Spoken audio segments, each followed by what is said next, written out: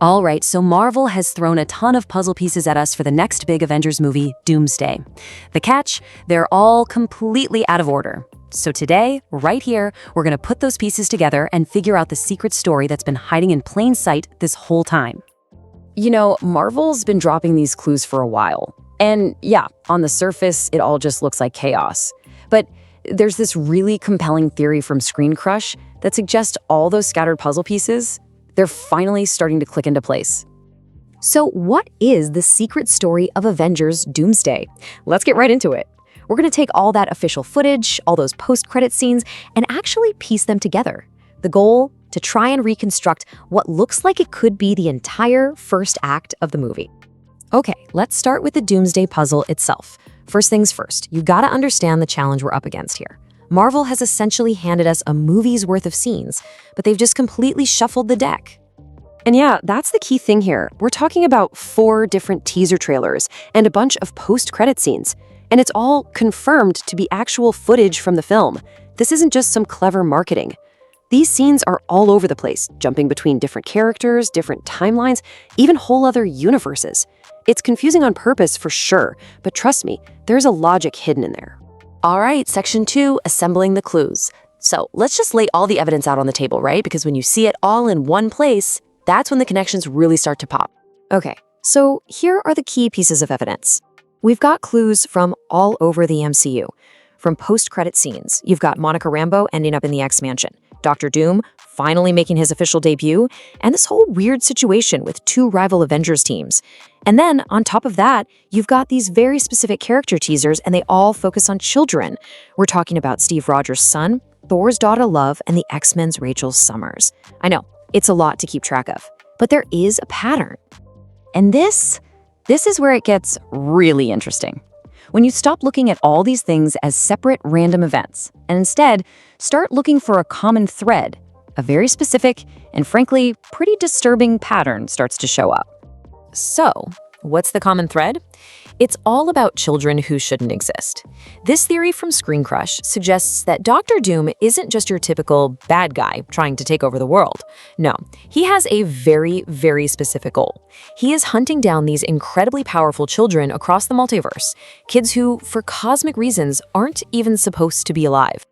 Take a look at this list. Every single one of Doom's targets is basically a cosmic paradox. You've got Franklin Richards, who was only born because the timeline rules got relaxed. Thor's daughter Love, she was literally resurrected by a wish to eternity. She was meant to be dead. Rachel Summers' parents were brought back to life because of some serious timeline tampering. And Steve Rogers' son, well, he only exists in that branched timeline Steve created for himself. See, they're all cosmic anomalies. So why does any of this matter? Because these children, these paradoxes, they're not the problem itself. They're a symptom of a much larger problem. Remember how Loki is now holding the multiverse together? Well, that free expansion is causing universes to literally crash into each other. These are the catastrophic events called incursions. It's the exact thing He Who Remains warned us all about, and it's happening right now.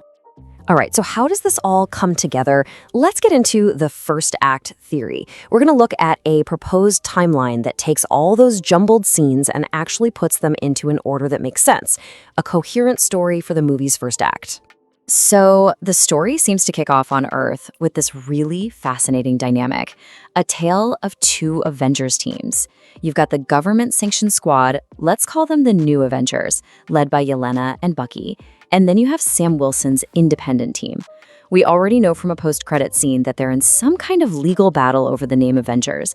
And believe me, things are about to get a lot more complicated. Okay, so here's how the plot likely unfolds step by step. It starts with the first abduction. Doom kidnaps Franklin Richards from the FF's home universe. The Fantastic Four track him, and their pursuit leads them right to our main universe, Universe 616, where they land their ship near Wakanda. Now, the New Avengers, Bucky and Yelena's team, see this unknown ship and move to intercept. Right then, Sam Wilson's Avengers show up. And suddenly, you have this super tense 3-way standoff.